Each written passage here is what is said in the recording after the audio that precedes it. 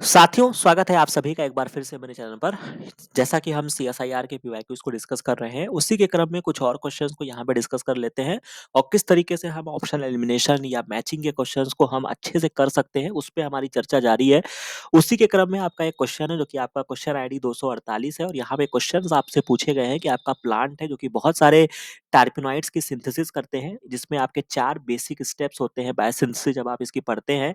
तो बस आपके उसके स्टेप और उनके की एंजाइम्स को आपको मिलाना है। तो ये क्वेश्चन मैं कहूँगा अगर आपको पूरी बायोसिंथेसिस अगर आपको पढ़ा है तो भी आप कर सकते हैं, नहीं पढ़े हैं तो भी आप कॉमन सेंस लगा के इस क्वेश्चन को कर सकते हैं और इसके अलावा अगर आपने कोलेस्ट्रॉल की बायोसिंथेसिस हमारे साथ पढ़ा है, तो भी आप वहाँ से हिंट लगा के आप इस क्वेश्चन को कर सकते हैं। अब सिंपल सी बात है, अगर मैं सिंपल सी बात करता हूँ, अगर आपने बायोकेमिस्ट्री थोड़ी-सी भी पढ़ी होगी, तो किसी भी चीज़ की अगर आपको सिंथेसिस करनी है, तो एंजाइम कौन-सा चाहिए होता है? सिंथेज़ चाहिए होता है। बहुत सिंपल सी बात है, ये लॉजिक आपको समझ में आ गया। अब यहाँ पे जब आप सारे स्टेटमेंट्स को आप कॉलम्स में पढ़ेंगे तो आपको मिलेगा formation of the basic टर्पेनॉइड skeleton, यानी कि सीधा बोल रहा है कि आपको टर्पेनॉइड का स्केलेटन यानी कि आपको फ्रेमवर्क बनाना है टर्पेनॉइड का, तो क्या क्या चाहिए आपको एंजाइम? तो मुझे कौन-सा एंजाइम चाहिए? मुझे सिंथेज़ एंजाइम चाहिए। अब चूँकि मैं टर्पेनॉइड बना रहा हूँ, तो मुझे टर्पीन सिंथेज़ चाहिए, राइट? तो यानी कि अगर मैं सी का फर्स्ट से मिला दूँ, तो क्या मेरी बात बनेगी? तो यहाँ पे आप देख सकते हैं 2 ऑप्शंस में आपको रखा हुआ मिल जाएगा। तो रिमेनिंग 2 ऑप्शंस को मैंने कट कर दिया। अब फिर मैं देखता हूँ यहाँ पे एक बायोसिंथेसिस की बात और की है और एक सिंथेज़ एंजाइम और दिया है। तो सिंपल सी बात है, वाइस वर्सा अगर आपको पता था तो भी आप कर सकते थे, नहीं पता था तो भी आपकी कहानी बन गई कि biosynthesis of the 2 basic 5 carbon unit अगर मुझे बनाना है, तो ये मेरी कहानी बनेगी एचएमजी कोएंजाइम सिंथेज़। याद रखिएगा, बहुत ही इंपॉर्टेंट है, एक आप थर्ड से मिला दीजिए, एक ही ऑप्शन में रखा है और ये आपका आंसर निकल आया। तो समझ में आई बात? पूरी बायोकेमिस्ट्री अगर आपने नहीं पढ़ी है, केवल अगर आप नोमेनक्लेचर भी जानते हैं, तो भी आप इस क्वेश्चन को सॉल्व कर सकते हैं। बाकी मॉडिफिकेशन अगर करना होता है, तो हमेशा उसके लिए मोनो ऑक्सीजनेस एंजाइम होते हैं और repetitive addition of carbon 5 carbon के यूनिट्स को जब हम ऐड करते हैं, तो उसको हम प्रेनाइल ट्रांसफरेज कहते हैं। तो बाकी चीज़ों को अपनी कॉपी में नोट डाउन करिएगा और यहाँ पे मैं एक चीज़ और भी आपको याद दिलाना चाहूँगा। आप एचएमजी कोएंजाइम में सिंथेज़ यहाँ पे लिखा हुआ है, इसका नाम आपने जगह और पढ़ा हुआ था, उसको अपनी कॉपी में नोट डाउन करिएगा और ये आपका होमवर्क है। अगर आप हमारे साथ अच्छे से जुड़े हैं, तो आप अपनी कॉपी में नोट डाउन करेंगे कि सर ने एचएमजी कोएंजाइम में सिंथेज़ या इसी से मिलता-जुलता हुआ कोई एंजाइम्स के बारे में सर ने चर्चा किया है और बहुत ज़बरदस्त चर्चा सर ने किया है, ठीक है? तो वो आप अपनी कॉपी में नोट डाउन करेंगे। तो यानी कि इस क्वेश्चन जो होगा ये 242 है और इसका जो राइट आंसर मेरा निकल कर आएगा वो मेरा 992 होगा। तो समझ में आ गया कि इस पर्टिकुलर क्वेश्चन को हम कैसे सॉल्व करेंगे। इसके बाद एक और क्वेश्चन है, जो कि आपका नाइट्रोजन फिक्सेशन से क्वेश्चन है और ये भी मैं कहूँगा कि थोड़ा-सा आप अगर आप नाइट्रोजन फिक्सेशन पढ़ते हैं तो आप डेफिनिटली कर सकते हैं। बाकी अगर आप थोड़ा-सा दिमाग भी लगाएँगे तो भी आपकी ये कहानी बन जाएगी कि क्वेश्चन आईडी आपकी 270 है, कह रहा है कि आपका largest reservoir of nitrogen in the global nitrogen cycle में जो होता है वो आपका एटमॉस्फेयर होता है। आपके ए से डी ऑप्शंस में जो बहुत सारे पाथवेज़ दिए गए हैं और आपको बस ये बताना है कि इनको लोवेस्ट टू हाईएस्ट रेट में आपको मतलब कह सकते हैं कि सजाना है, कि मतलब सबसे ज़्यादा नाइट्रोजन फिक्सेशन कौन करता है और सबसे कम कौन करता है। तो सिंपल सी बात होती है कि जो आपका ओशियन में जो आपका नाइट्रोजन बायोलॉजिकल फिक्सेशन होता है, वो आपका सबसे ज़्यादा होता है। तो यानी कि ए जो होगा वो आपका सबसे ज़्यादा होगा, तो रिमेनिंग ऑप्शंस आपके कैंसल आउट हो जाएँगे। अब चूँकि यहाँ पे ए सबसे ज़्यादा है और बी दोनों ही ऑप्शन में कम है, तो अब यानी कि आपको आंसर मिल गया कि सबसे कम जो होता है और आपका फिक्सेशन बाय द लाइटनिंग के माध्यम से होता है। ऑब्वियस सी बात है, लाइटनिंग, थंडरिंग ये जो इवेंट्स होते हैं, इनसे आपका बहुत ही कम फिक्सेशन होता है। अब आपको यहाँ पे बस 2 चीज़ों में सोचना है कि आपका नेचुरल टेरेस्ट्रियल सिस्टम में आपका ज़्यादा होता है या आपका इंडस्ट्रियल माध्यम से ज़्यादा होता है। तो इसमें जो आपकी कहानी बनती है, उसमें इंडस्ट्रियल नाइट्रोजन फिक्सेशन का जो रोल होता है वो आपका ज़्यादा होता है, ठीक है? मतलब हाईएस्ट रेट जो है वो आपका इंडस्ट्रियल नाइट्रोजन फिक्सेशन का है और उसके बाद आपका बायोलॉजिकल फिक्सेशन जो होता है वो आपका कम होता है। तो यानी कि इसका जो राइट आंसर आपका बनेगा वो आपका 1079 बनेगा, जो कि आपका यहाँ पे रखा है। बट फिर भी आप एलिमिनेशन मेथड से भी आप इस क्वेश्चन के नज़दीक जा सकते हैं। बाकी अगर आपने नाइट्रोजन साइकिल को डिटेल में पढ़ा है, तो आप डेटा के बेस पे भी आप इस क्वेश्चन को आसानी से सॉल्व कर सकते हो, जो आपको किसी भी बुक में आसानी के साथ जहाँ भी आप नाइट्रोजन साइकिल पढ़ेंगे, वहाँ पे ये मेंशन होता है कि biological fixation, fixation by the lightning, industrial nitrogen fixation की कितनी-कितनी रेंज है या कितनी-कितनी वैल्यू है, राइट? समझ में आ गई बात? अब थोड़ा-सा आगे बढ़ जाऊँ मैं।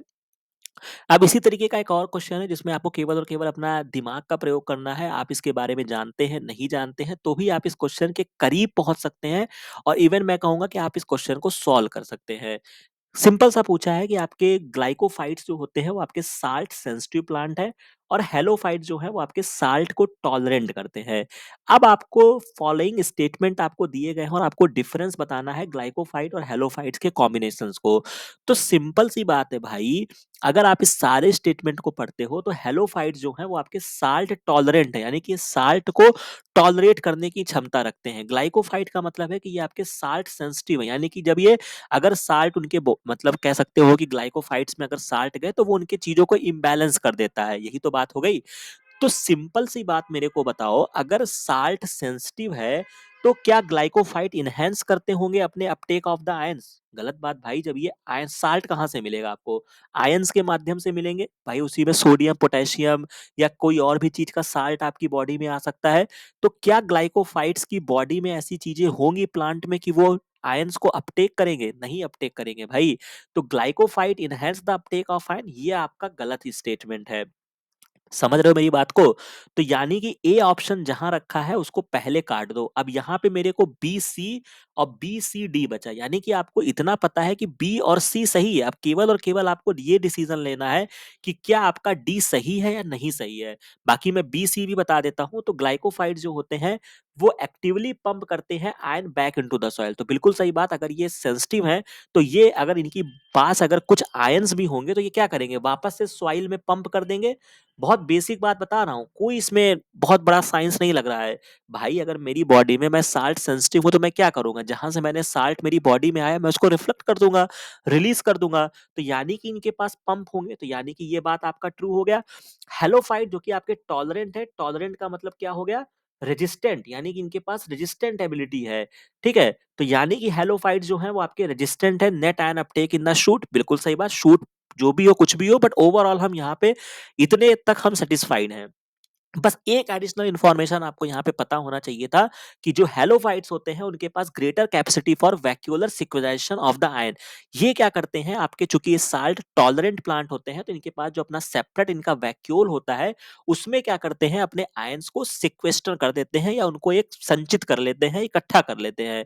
तो यानी कि जो इसका राइट आंसर बनेगा वो आपका बी सी डी बनेगा। तो यानी कि तो तीनों ही ऑप्शन जो है वो आपके सही होंगे। तो क्वेश्चन आईडी आपकी 250 होगी और इसका जो राइट आंसर बनेगा वो आपका 1000 बनेगा। तो यानी कि मैं ये बताने का प्रयास कर रहा हूँ कि किस तरीके से आप कॉमन सेंस को लगा के कुछ क्वेश्चन जो आपके पार्ट के नहीं है, थोड़ी सी बुद्धि विवेक लगा के आप उसके नियरेस्ट पहुंच सकते हैं, या उनको अगर आपको सेलेक्ट भी करना है तो आप यहाँ पे जाके थोड़ा बहुत अगर आप 50-50 का गेम करना चाहते हैं तो आप इस कंडीशन में जरूर करिएगा। बात समझ में आ रही है? बाकी मेरा बस बताने का मतलब है कि किस तरीके से आप अपने ऑप्शंस को ट्रैक कर सकते हैं। राइट। अब थोड़ा सा और आगे बढ़ जाता हूँ, एक और क्वेश्चन का वेरिएशन है जो कि आपके सिंपल सा 4 नंबर में बहुत ही आसान क्वेश्चन मैं कहूंगा। कह रहा है कि क्वेश्चन आईडी आपकी 289 है और कह रहा है कि आपका एक टेम्पलेट सीक्वेंस आपको दिया गया है। तो which one of the following combination of the primers जो होंगे कैन हाइपोथेटिकली भी यूज किया जाएगा for amplify the target region. जिसमें आपसे पहले ही बोल दिया है कि आपको टीएम और लेंथ के पैरामीटर को नहीं देखना है। एक्चुअली जब आप पीसीआर, मैंने आपको नहीं पढ़ाया है बट आपने बेसिक पीसीआर पढ़ा होगा। और जब हम कभी भी प्राइमर डिजाइन करते हैं, हालांकि थोड़ा सा अगर आपको मौका मिलेगा तो टीए ब्राउन वगैरह में आपको मिल जाएगा कि प्राइमर डिजाइन हम कैसे करते हैं। तो प्राइमर डिजाइन जब हम करते हैं तो मेल्टिंग टेम्परेचर और प्राइमर की लेंथ बहुत इंपॉर्टेंट फैक्टर होते हैं। उनकी भी कुछ अपनी स्टोरी होती है, खैर अभी उनके बारे में चर्चा करने का विषय नहीं है। बट अगर आप इस प्राइमर डिजाइन के बारे में जानते हैं तो आप इसको कमेंट सेक्शन में जरूर बताइएगा कि हमें मेल्टिंग टेम्परेचर और लेंथ के बारे में क्या ध्यान रखनी चाहिए पॉइंट्स को। ठीक है, तो अगर आप वो इसको कमेंट सेक्शन में मेंशन करते हैं तो मेरे तरफ से आपके लिए अच्छा रहेगा कि अगर आप उस बात को मेंशन करिए कि क्या उसमें किया जाता है। बट खैर इन्होंने उस बात को भी इग्नोर कर दिया, आपको इतना दे दिया कि आपको ये दो पैरामीटर आपको देखना ही नहीं है। बस आपको ये एक सीक्वेंस दिया गया है जहां पे 5 प्राइम से ये सीक्वेंस है और आपको उसके प्राइमर के बारे में आपको बताना है।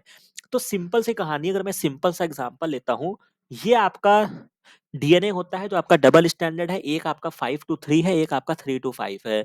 सबसे पहले ये डीनेचर हो जाते हैं, दोनों ही आपके अलग अलग हो गए बेटा। फिर इसके बाद क्या हो जाता है, एक स्टैंड ये है, एक स्टैंड ये है, यही तो कहानी हुई। अब इस स्टैंड पे आपका ये 5 to 3 है, यहाँ पर आपका एक प्राइमर बाइंड करता है जिसको हम फॉरवर्ड प्राइमर बोलते हैं। और एक आपका रिवर्स प्राइमर जो होता है वो अपोजिट स्टैंड पे बाइंड करता है ताकि इसकी पोलैरिटी मेंटेन रहे। मतलब जो 5 to 3 है तो यहाँ से बाइंड करके सिंथेसिस होती जाएगी और इधर से सिंथेसिस होती जाएगी, जिससे इसकी पोलैरिटी मेंटेन रहेगी। अब जो आपका प्राइमर बनता है वो क्या होगा? ये इसका काउंटर कह सकते हो बेसिस होंगे, सिंपल सी बात है। अब चूँकि यहाँ पे इन्होंने पूरा डीएनए नहीं दिया है आपको, अगर इनको टेक्निकली इस तरीके से देना होता और ये पूछते कि आपका एक प्राइमर कौन-सा है, एक प्राइमर कौन-सा हुआ या फॉरवर्ड या रिवर्स। बट इन्होंने आपको एक ही स्ट्रैंड दिया है, तो बस आपको उसी के अकॉर्डिंग लपक लेना है अपने क्वेश्चंस में। तो यानी कि 5 प्राइम टू 3 प्राइम आपको दिया है, तो यानी कि जो आपका प्राइमर बनेगा बेटा, वो 5 टू 3 इसी डायरेक्शन में तो बनेगा। पहला प्राइमर यही तो लगेगा। अगर आप इसको देख लो, 5 टू 3 ये था, तो इसके अपोजिट से आपने बनाना शुरू कर दिया जो आपका प्राइमर था। तो यानी कि अगर यहाँ पे G है, तो 5 टू 3 क्या होगा? यहाँ पे G का उल्टा C होगा, A का उल्टा T होगा, C का उल्टा G होगा, G का उल्टा C होगा। तो यानी कि अगर मैं जाता हूँ तो मुझे 5 प्राइम टू 3 प्राइम में 5 प्राइम टू 3 प्राइम अगर मैं सीक्वेंस इसको पढ़ लूँ, तो मुझे क्या मिलेगा? थोड़ा-सा मैं इसको क्लीन कर देता हूँ ताकि आपको दिक्कत ना हो। ठीक है? अगर मैं इसके ये पॉइंट्स को हटा दिया जाए, अब अगर मैं इसको रीडिंग कर लेता हूँ तो मुझे CTGC यही तो मिलेगा 5 प्राइम टू 3 प्राइम। अब इसी को पढ़ लो कहीं प्राइमर में यहाँ पे आपको दिया है, CTGC यहाँ पे रखा हुआ है बेटा। एक ही ऑप्शन आपको पकड़ना है, बाकी इसी के अपोजिट जो भी उनका प्राइमर 2 होगा वो आपका बन जाएगा। तो 1154 जो होगा वो इसका राइट आंसर बन जाएगा, यानी कि 289 क्वेश्चन आईडी है और इसका जो राइट आंसर बनेगा वो आपका 1154 है। बस केवल आपको घुमाया है क्वेश्चन में, ताकि आप अगर बेसिक नॉलेज नहीं है तो आप घबरा जाएँ। बाकी क्वेश्चन आपका पूरा आसान कर दिया। बाकी किस तरीके से हमने देखा, तो प्राइमर कौन होगा भाई? इधर से इसकी सिंथेसिस होगी, तो जो छोटा-सा प्राइमर होगा वो इसी का काउंटर बेस ही तो होगा, जो इससे जाके रिकॉग्नाइज़ करके बाइंड करेगा। कॉम्प्लीमेंट्री बेस पेयरिंग ही तो होगी। तो G का उल्टा C कर लो, A का उल्टा T कर लो, C का उल्टा G कर लो, G का उल्टा C कर लो। बस यहाँ पे आपको मिल गया। कि और कुछ यहाँ पे देखना था। और तो मुझे नहीं लगता है कि यहाँ पे कोई ऐसी चीज़ थी जो आपको यहाँ पे समझनी थी, ठीक है? तो ये कहानी आपकी बन गई, ये क्वेश्चन आपका सॉल्व हो गया, ऐसे क्वेश्चन्स आएँगे तो आप कर लेंगे।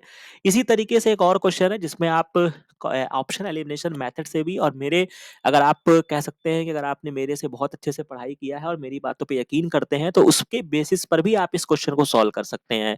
कैसे कर सकते हैं? HCG जो कि आपका बहुत ही इम्पोर्टेंट हार्मोन है, बहुत बार हमने इसको आईसीएमआर के टाइम पे भी चर्चा किया था। 2 बहुत इंपॉर्टेंट पॉइंट मैं आपको बता देता हूँ। सबसे पहली बात, ये आपका प्लेसेंटा से रिलीज़ होता है, फीमेल में हार्मोन होता है, जो कि आपके प्रेगनेंसी को इंडिकेट करता है। इसी को जो आपके प्रेगनेंसी किट जो आप यहाँ पे नॉर्मली आप एडवर्टाइज़मेंट देखते हैं, बाकी चीज़ें करते हैं, तो जो आपके यूरिन में जो आपकी प्रेगनेंसी को डिटेक्ट करने के जिसको हम डिटेक्ट करते हैं, जिसको हम टेक्निकली ग्रेविडेक्स टेक्स्ट बोला जाता है, ग्रेविडेक्स टेस्ट बोला जाता है, उसमें हम प्रेगनेंसी टेस्ट के लिए जो हम यूज़ करते हैं, उसमें हम एचसीजी को ही डिटेक्ट करते हैं। तो ये 2 बातें तो पहली बात आपको पता होना चाहिए, जो कि आपका एक प्लेसेंटल गोनाडोट्रोपिन होता है, जो hormonal secretion from the corpus luteum during initial stage of the pregnancy में होता है। अब इसमें कुछ स्टेटमेंट आपको बताए गए हैं और आपको इसमें करेक्ट कॉम्बिनेशन आपको छाँटना है। तो सबसे पहली बात, आपने इसको पढ़ा है, जैसा मैंने आपको बताया है कि ये आपका यूरिन में डिटेक्ट होता है जब आपकी प्रेगनेंसी होती है। तो इसमें एक ऑप्शन में आपको ये वर्ड मिल जाएगा, यूरिन वर्ड, यानी कि it appears as early as 6 days after conception in the blood, और 14 दिन के बाद जो होता है ये आपको यूरिन में दिखता है। तो यानी कि इस स्टेटमेंट को मैं ट्रू मानूँगा। ई देख लो कहाँ रखा है, यहाँ रखा है, यहाँ रखा है। अब ई यहाँ रखा है और बाकी मुझे और देखना है। बाकी अगर आपने बहुत सारी चीज़ें अगर आप यहाँ पे पढ़ेंगे तो आप कन्फ्यूज़ हो जाएँगे। बट एक चीज़ जो आपने मेरे साथ पढ़ी है, जिसमें मैंने आपको मतलब ये आप कह सकते हो कि दो-धारी तलवार भी हो सकती है। मैं नहीं कहता हूँ कि आप इस बात पे बहुत यकीन करके आप इसको यूनिवर्सल ट्रुथ मान सकते हैं। बट हाँ, नियरली जो मैंने आपको बताया है कि बायोलॉजी में बहुत सारी चीज़ें, 2 बातें मैंने आपको बताई हैं, ठीक है? अब आप जो मेरे साथ रेगुलर जुड़े होंगे उनको समझ में आ गया होगा कि मैं क्या कहने वाला हूँ। पहली बात ये है कि मोस्टली जो आपके सिस्टम में प्रोटीन्स होती हैं वो आपके ग्लाइकोप्रोटीन्स होती हैं, राइट?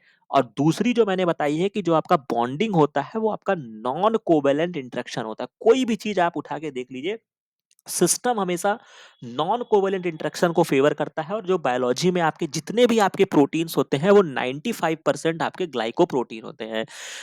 तो यहाँ पर अगर मैं इस तरीके से जाता हूँ, मुझे बहुत ज़्यादा एचसीजी के बारे में नहीं पता है, बट सर ने बताया था कि मोस्टली चीज़ें ग्लाइकोप्रोटीन होती हैं। तो इस बेसिस पे मैं सर के साथ अगर चला जाऊँ तो मैं क्या करूँगा, it is a glycoprotein that contain galactose और हेक्सोसामाइन। तो यानी कि अगर ए को मैं सही मान लूँ, तो ए मेरे को कहाँ देखने को मिल रहा है? केवल यहाँ देखने को मिल रहा है ई के कॉम्बिनेशन में। तो यानी कि 1002 जो होगा वो इसका राइट आंसर होगा और मेरा क्वेश्चन जो है वो मेरा सॉल्व हो गया। तो यानी कि अगर मैं सर से अच्छे से उनकी बातें समझता हूँ, उनकी बातें सुनता हूँ, उनको अच्छे से फॉलो करता हूँ, तो सर के ऊपर अगर बिलीव रखेंगे, तो क्वेश्चन आसानी के साथ लग जाएँगे और हमें सफलता भी मिलेगी। ठीक है? तो सारा खेल विश्वास का है। बाकी जो स्टेटमेंट यहाँ पे दिए गए हैं, वो अपनी कॉपी में नोट डाउन कर लीजिएगा कि ये स्टेटमेंट भी आपका सही है कि ये आपका एक हेटेरोडाइमर है, जहाँ पे स्मॉलर अल्फा सब यूनिट स्मॉलर होती है और लार्ज आपकी बीटा सब यूनिट होती है। बस इतनी कहानी आपको याद रखनी थी। इसके अलावा तो मुझे नहीं लगता है कि यहाँ पे कोई बहुत बड़ा वो चीज़ था कि जो आप नहीं कर सकते थे। तो बस सेल्फ बिलीफ का खेल है, ऑप्शन एलिमिनेशन का खेल है और जितना आपने मुझसे पढ़ा है या जिस भी मास्टर से आपने पढ़ा है, मैं नहीं कहता हूँ कि आपने केवल मेरे से पढ़ाई किया है। अपने नॉलेज पे, अपने टीचर पे भरोसा रखना है कि यार उस व्यक्ति ने जो मुझे बताया है, वो मुझे सही बताया होगा। ठीक है? क्योंकि अगर आप यहाँ से अगर आप डाउट करते हैं, तो आप अपने टीचर पे भी डाउट करेंगे, अपने सेल्फ पर भी डाउट करेंगे। तो वो कार्य आपको नहीं करना है और जो चीज़ें आपको बताई गई हैं, बाकी हाँ, अब नेक्स्ट टाइम के लिए आपके लिए भी हो गया। हो सकता है नेक्स्ट टाइम एग्ज़ाम में क्वेश्चन भाई कोई आसमान से नहीं लाएगा। मैंने आपको बहुत बार जो बच्चे मेरे साथ जुड़े हैं, उनको पता है, मैंने बार-बार प्रूव किया है। हो सकता है अगली बार आपसे पूछ ले कि एचसीजी में क्या है? कौन-सा कार्बोहाइड्रेट है? तो क्या कहोगे? गैलेक्टोज़ है। किसका मिक्सचर है? गैलेक्टोज़ और हेक्सोसामाइन का मिक्सचर है। तो इस बात को अपनी कॉपी में नोट डाउन कर लीजिएगा। समझ में आ रही है बात? तो ये कहानी आपकी क्लियर हो गई। तो इस तरीके से हमने कुछ और क्वेश्चंस को यहाँ पे सॉल्व कर लिए हैं। तो आशा है कि ये वीडियो, ये इन्फॉर्मेशन, ये सारी चीज़ें आपको अच्छी लगी होंगी। बाकी इस चैनल को लाइक, शेयर, सब्सक्राइब ज़रूर कीजिएगा। टेलीग्राम चैनल जॉइन कर लीजिए। सुपर थैंक्स के माध्यम से इस चैनल को सपोर्ट भी करिएगा। बाकी मिलते हैं नेक्स्ट वीडियो में नेक्स्ट इन्फॉर्मेशन के साथ। Thank you very much.